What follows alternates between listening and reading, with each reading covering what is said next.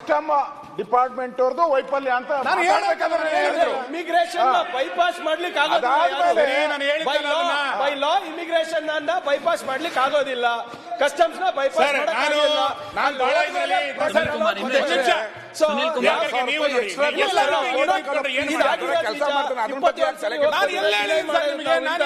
ಆದ್ರೆ ಬರೇ ಇಲ್ಲಿ ರಾಜ್ಯ ಸರ್ಕಾರ ಅಂತ ಹೇಳ್ತಾ ಇದ್ರಲ್ಲ, ನಾವು ಕೇಳ್ತಾ ಇರೋದು ಇಮಿಗ್ರೇಷನ್ ನಾವು ಬೈಪಾಸ್ ಮಾಡ್ಲಿಕ್ಕೆ ರಾಜ್ಯ ಸರ್ಕಾರ ಅಲ್ಲಾಡಿಸ್ತಾ ಇದೆ. ಈಗ ರಾಜ್ಯ ಸರ್ಕಾರ ಸುನಿಲ್ ಕುಮಾರ್ ಕುತ್ಕೊಳ್ಳಿ. ಸುನಿಲ್ ಕುಮಾರ್ ಅವರ ಪ್ರಾಬ್ಲಮ್ ಇದ್ರೆ ದಿನೇಶ್ ಸುನಿಲ್ ಕುಮಾರ್ ಅವರ ಸಹಾಯ ತಗೊಳ್ಳಿ. ಸುನಿಲ್ ಕುಮಾರ್ ಅವರ ನೀವು ಇಲ್ಲಿ ಚರ್ಚೆ ನಮ್ಮ ಗೃಹ ಮಾತಾಡ್ಲಿ ನೀವು ಚರ್ಚೆ ಮಾಡ್ತಾ ಇರೋದು ನಮ್ಮ ಗೃಹ ಇಲಾಖೆಯ ವೈಫಲ್ಯದ ಬಗ್ಗೆ. ಬಾಲಕೃಷ್ಣ ಚರ್ಚೆ ವಿಚಾರ ಬಂದಿದ್ದು. ಸಚಿವರು ಬಂದು ಉತ್ತರ ಕೊಡ್ತಾರೆ.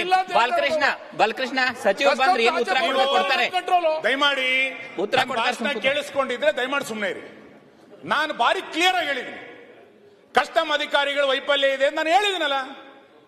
ನೀವು ಅದನ್ನ ಕೇಳಿಸ್ಕೊಳ್ಳಕ್ ತಯಾರಿಲ್ಲ ಅಂದ್ರೆ ಮಾನ್ಯ ಅಧ್ಯಕ್ಷರೇ, ನಾನು ಹೇಳ್ತಾ ಇರೋದು, ನೀವು ಪ್ರೋಟೋಕಾಲ್ ಆಗರೀಗ ಒಂದು ಕೆಲಸ ಮಾಡಿ, ಯಾವ್ಯಾವ ಚಲನಚಿತ್ರ ನಟಿಯರಿಗೆ ಯಾವ್ಯಾವ ಹೆಣ್ಣು ಮಕ್ಕಳಿಗೆ ರಾಜ್ಯ ಸರ್ಕಾರ ಪ್ರೋಟೋಕಾಲ್ ಕೊಟ್ಟಿದೆ ಅಂತ ಟೇಬಲ್ ಮಾಡಿ ಕೊಡಿ, ಲೀಸ್ಟ್ ಕೊಡಿ.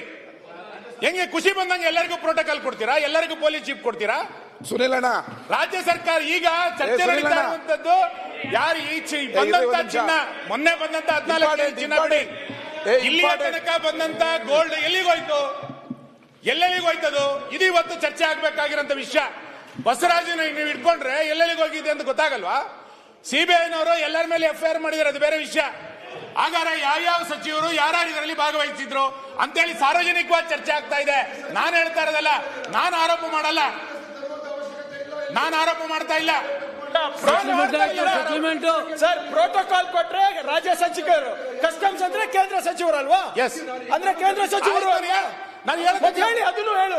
ಕೇಂದ್ರ ಸಚಿವರ ಜೊತೆ ರಾಜ್ಯ ಸಚಿವರು ಶಾಮೀಲಾಗಿದ್ದಾರಾ ಅಂತ ಕೇಳಿ. ಆಗ್ಲಿ, ನೀವ್ಯಾಕೆ ಸಚಿವರು ಅಂತ ಹೇಳ್ತೀರಾ? ನಾನು ಸಚಿವ, ಇವರು ಸಚಿವರು, ಅನೇಕ ಜನ ಸಚಿವರು ಇದ್ದಾರೆ. ಸುನಿಲ್ ಅವರೇ, ನಿಮಗೆ ಇನ್ನೂ ಯಾರ ಮೇಲೆ ಇಲ್ಲ ಸರ್. ಸುನಿಲ್ ಇವ್ರು ತಿರ್ಚಿ ಮಾತಾಡಿದ್ರೆ 2 ಜನ ಸಚಿವರು ಇನ್ನೂ ಎಷ್ಟು ಸಮಯ ಬೇಕು? 5 ನಿಮಿಷ. ನಾನು 2 ಜನ ಸಚಿವರ ಬಗ್ಗೆ ಅನುಮಾನ ಅಂತೇಳಿ ಪತ್ರಿಕೆಗಳಲ್ಲಿ ಬರ್ತಾ ಇದೆ ಅಂತ ಹೇಳಿದೆ. ಇವರಿಬ್ರು ಯಾಕೆ ಹಿಂಗೆ ಎದ್ದು ಕುಣಿತಾ ಇದಾರೆ ನನ್ಗೆ ಗೊತ್ತಾಗ್ತಿಲ್ಲ. ನಾನು ಹೇಳ್ತಾ ಇಲ್ಲ, ನಾನೆಲ್ಲ ಹೇಳಿದ್ದೀನಿ ಸರ್? ನಾವು ಮಂಡಿಸ್ತಾ ಇದ್ವಿ. ನಾನು ಹೇಳಿದ್ದೇನು ಅಂತಂದ್ರೆ, ಆ ಬಂದಂತ 14 ಕೆಜಿ ಗೋಲ್ಡ್ ಬಿಡಿ, 24 ಬಾರಿ ಬಂದಂತ ಗೋಲ್ಡ್ ಯಾವ ಮನೆಗೆ ಹೋಯ್ತು, ಎಲ್ಲಿ ಅದು ಆಯ್ತು? ಪ್ರೋಟೋಕಾಲ್ ಕೊಟ್ಟಿದ್ದಾರೆ ಅಂತಂದ್ರೆ ಯಾರು ಸಚಿವರು ಅದರ ಹಿಂದೆ ಇದ್ರು, ಯಾವ ಹಿರಿಯ ಅಧಿಕಾರಿ ಅದರ ಹಿಂದೆ ಇದ್ರು? ಇದು ಇವತ್ತು ರಾಜ್ಯದ ಜನರ ಪ್ರಶ್ನೆ. ಇದು ಗೊತ್ತಾಗಬೇಕಾಗಿದೆ. ಸದನ ನಡೀತಾ ಇರ್ಬೇಕಾದ್ರೆ ಈ ಘಟನೆ ನಡೆದಾಗ ವಿರೋಧ ಪಕ್ಷವಾಗಿ ನಾವು ಇದನ್ನ ಕೇಳಂಗಿಲ್ಲೇನೋ? ಎಲ್ಲಾಗಿದೆ ಅಂತ ಚರ್ಚೆ ಬಾರಿ ಅವ್ರ ಹಂಗೆ ಇವ್ರ ಹಿಂಗೆ ಅಂತೇಳಿ ದಿನಕ್ಕೊಂದು ಬಾರಿ ಸಾರ್ವಜನಿಕವಾಗಿ ಚರ್ಚೆ ನಡೀತಾ ಇರ್ಬೇಕಾದ್ರೆ ಕೇಳಬೇಕು ಎಲ್ಲೋಗಿದೆ ಅಂತ. ಆಯ್ತಪ್ಪ, ಸಚಿವರ ಹತ್ರ ಹೋಗಿಲ್ಲ, ಹಂಗಾರೆ AICC ಕಚೇರಿಗೆ ಹೋಗಿದೆ ಅಂತ ಹೇಳಿ ನಾನು. ಎಲ್ಲೋಗಿದೆ ಹಂಗಾರೆ ಇದು? ಎಲ್ಲರ ಕಡೆ ಹೋಗಿರ್ಲೇಬೇಕಲ್ಲ, ಎಲ್ಲೋಗಿದೆ ಅಂತ ಗೊತ್ತಾಗಲ್ಲ. ಇದು ಗೊತ್ತಾಗದೆ ಎಲ್ಲಿ ಚರ್ಚೆ ನಡೆಯುತ್ತೆ? ಇದು ನೋಡಿ, ದಯಮಾಡಿ ಮಾನ್ಯ ಅಧ್ಯಕ್ಷರೇ, ಸುನಿಲ್, ನಾನು ಭಾರಿ ಸ್ಪಷ್ಟವಾಗಿ ಹೇಳ್ತಾ ಇದ್ದೇನೆ, ನಾನು ಯಾರ ಮೇಲೆ ಆರೋಪ ಮಾಡ್ತಾ ಇಲ್ಲ. ಸಾರ್ವಜನಿಕವಾಗಿರುವಂತಹ ಅನುಮಾನಗಳನ್ನ ದಯಮಾಡಿ ಕ್ಲಿಯರ್ ಮಾಡಿ. ಅದು ಕೇಂದ್ರ ಸರ್ಕಾರ ಇರ್ಬೋದು, ರಾಜ್ಯ ಸರ್ಕಾರ ಇರ್ಬೋದು, ಕೇಂದ್ರ ಸರ್ಕಾರ ಇರ್ಬೋದು, ರಾಜ್ಯ ಸರ್ಕಾರ ಇರ್ಬೋದು. ಇದೊಂದು ಗ್ಯಾಂಬ್ಲಿಂಗು, ಇದೊಂದು ಸ್ಮಗ್ಲಿಂಗು. ನಮ್ಮ ರಾಜ್ಯ ಚಿನ್ನ ಕಳ್ಳ ಸಾಗಾಣಿಕೆಯ ಕೇಂದ್ರ ಬೆಂಗಳೂರು ಆಗಬಾರದು.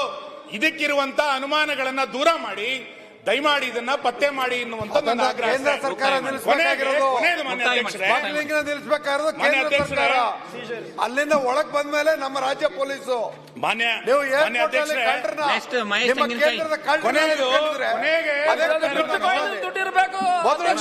ಅದು ನಿಮ್ಮಿಂದ ಆಗಿರ್ತಕ್ಕಂಥ ಲೋಪನ ಕರ್ನಾಟಕ ಪೊಲೀಸ್ನವ್ರ ಮೇಲೆ ಯಾಕೆ ಹಾಕ್ತೀರಾ? ಅವರು ಕಳ್ತನ ಮಾಡ್ಕೊಂಡ್ ಬರಕ್ ಹೋಗಿದ್ರ? ಸುನಿಲ್ ಕುಮಾರ್, ಮಹೇಶ್ ಕರೆದಿದ್ದೀವಿ. ಮಾನ್ಯ ಅಧ್ಯಕ್ಷರೇ, ಲಾಸ್ಟ್ ಪಾಯಿಂಟ್ ಮುಗಿಸ್ಬಿಡ್ತೀನಿ. ಮಾನ್ಯ ಅಧ್ಯಕ್ಷರೇ, ನಾವೆಲ್ಲ ರಾಜಕಾರಣಿಗಳಿದ್ದೀವಿ, 224 ಜನ ಶಾಸಕರಿದ್ದೀವಿ. ನಮ್ಮ ಹೆಸರು ಉಂಟಲ್ಲಿ. ಸಾರ್ವಜನಿಕವಾಗಿ ಗೌರವದಿಂದ ಕೆಲಸ ಮಾಡ್ತಾ ಇರುವಂತ ನಾವೆಲ್ಲರೂ ಕೂಡ. ಅಧ್ಯಕ್ಷ, ಈ ಸರ್ಕಾರದಲ್ಲಿ ನಿನ್ನೆ ಮೊನ್ನೆಯಿಂದ ಹನಿ ಟ್ರ್ಯಾಪಿನ ಬಗ್ಗೆ ಸುದ್ದಿ ಆಗ್ತಾ ಇದೆ. ಯಾರು ಇದಕ್ಕೇನು ಒಂದು ಸಾರ್ವಜನಿಕ ವ್ಯವಸ್ಥೆಯಲ್ಲಿ ಗೌರವದಿಂದ ಬದುಕೋದು ಬೇಡವಾ? ಯಾರ ಬಗ್ಗೆ ಯಾರು ಹನಿ ಟ್ರ್ಯಾಪ್ ಮಾಡ್ತಾ ಇದ್ದಾರೆ ಅಂತಂದ್ರೆ ಏನ್ ಪರಿಸ್ಥಿತಿ ಇದು? ಇವತ್ತು ಸುದ್ದಿ ಓಡಾಡ್ತಾ ಇರೋದು, ಸುದ್ದಿ ಹರಿದಾಡ್ತಾ ಇರೋದು ನೋಡಿದ್ರೆ ಸಾರ್ವಜನಿಕ ಬದುಕೇ ಬೇಡ ಅನ್ನುವಷ್ಟರ ಮಟ್ಟಿಗೆ ಇವತ್ತು ಸುದ್ದಿಗಳು ಹರಿದಾಡ್ತಾ ಇದೆ. ಹಾಗಾದ್ರೆ ಈ ಸರ್ಕಾರಕ್ಕೊಂದು ಜವಾಬ್ದಾರಿ ಇಲ್ಲೇನು? ವಿರೋಧಿಗಳನ್ನ ತನ್ನ ಪಕ್ಷದಲ್ಲಿರುವಂತಹ ಪ್ರತಿಸ್ಪರ್ಧಿಗಳನ್ನ ಹತ್ತಿಕ್ಕಬೇಕು ಅನ್ನುವ ಕಾರಣಕ್ಕೋಸ್ಕರ ಯಾವ ಲೆವೆಲ್ಗೆ ಬೇಕಾದ್ರೆ ಹೋಗ್ಬೋದಾ? ಸರ್ಕಾರವೇ ಹನಿ ಟ್ರ್ಯಾಪ್ ಫ್ಯಾಕ್ಟರಿ ಇಟ್ಕೊಂಡ್ರೆ ಇನ್ಯಾರಿಗೆ ಬುದ್ಧಿವಾದ ಹೇಳ್ತೀರಿ ನೀವು? ಯಾರಿಗೆ ಉಪದೇಶ ಮಾಡ್ತೀರಿ? ಇವತ್ತು ಇದ್ರ ಬಗ್ಗೆ ಒಂದು ಸಮಗ್ರವಾದಂತ ಗೃಹ ಇಲಾಖೆ ಒಂದು ಕ್ರಮವನ್ನ ತೆಗೆದುಕೊಳ್ಳಬೇಕಾದ್ರಿಂದ ಯಾರಿದ್ದಾರೆ ಅನ್ನುವಂಥ ಪ್ರಶ್ನೆ. ಆಮೇಲೆ ಸಾರ್ವಜನಿಕ ಬದುಕು ಎಲ್ಲರಿಗೂ ಒಂದು ಬದುಕದು. ಇಂಥ ಸಾರ್ವಜನಿಕ ಬದುಕನ್ನ ಇಂಥ ಅಸಹ್ಯವಾದಂತಹ ಚಟುವಟಿಕೆಗಳಿಗೆ, ರಾಜಕಾರಣಗಳಿಗೆ ಬಳಸಬೇಡದು ಯಾರಾಗಲಿ. ಸರ್ಕಾರಕ್ಕೆ ಅಥವಾ ಇನ್ಯಾವುದೋ ವ್ಯಕ್ತಿಗಳಿಗೆ ವಿರೋಧಿಗಳನ್ನ ಹತ್ತಿಕ್ಲಿಕ್ಕೆ ಅಥವಾ ಸ್ವಪಕ್ಷೀಯರನ್ನ ಹತ್ತಿಕ್ಲಿಕ್ಕೆ ಬೇರೆ ಮಾರ್ಗ ಇಲ್ಲೇನು? ಇದಕ್ಕೆ ಇನ್ಯಾರೋ ಕೈವಾಡ ನನಗೆ ಗೊತ್ತಿಲ್ಲ. ಇಂಥ ಪರಿಸ್ಥಿತಿ ಇವತ್ತು ಹರಿದಾಡ್ತಾ ಇರೋದು ನೋಡಿದಾಗ ಒಂದು ಆಶ್ಚರ್ಯ ಆಗಿದೆ. ಎಲ್ಲರೂ ಇದಕ್ಕೆ ಒಂದು ಧ್ವನಿಯಿಂದ ಕೈ ಜೋಡಿಸಬೇಕಾಗಿರೋದು. ಇವತ್ತು ಯಾರೋ ಒಬ್ಬರ ಮೇಲೆ ನನಗೆ ಅವ್ರ ಮೇಲೆ ಸರಿ ಇಲ್ಲ ಅಂತೇಳಿ ಇನ್ನೊಂದೇನೋ ಮಾಡ್ತೀನಿ ಅಂತ ಹೊರಟ್ರೆ ಏನ್ ನಡ್ಕ ಕೊಟ್ಟಿದ್ದೀರಿ ರಾಜ್ಯನ ನೀವು? ಹಾಗಾಗಿ ಮಾನ್ಯ ಅಧ್ಯಕ್ಷರೇ, ದಯಮಾಡಿ ಇವತ್ತು ನಾವು ಹೇಳಿರುವಂತ 16 ಘಟನೆ ವಿವರಕ್ಕೆ ಕ್ರಮ ಹೆಂಗ್ ತಗೊಂಡಿದ್ರಿ ಅದ್ರ ಬಗ್ಗೆ ಅಲ್ಲ.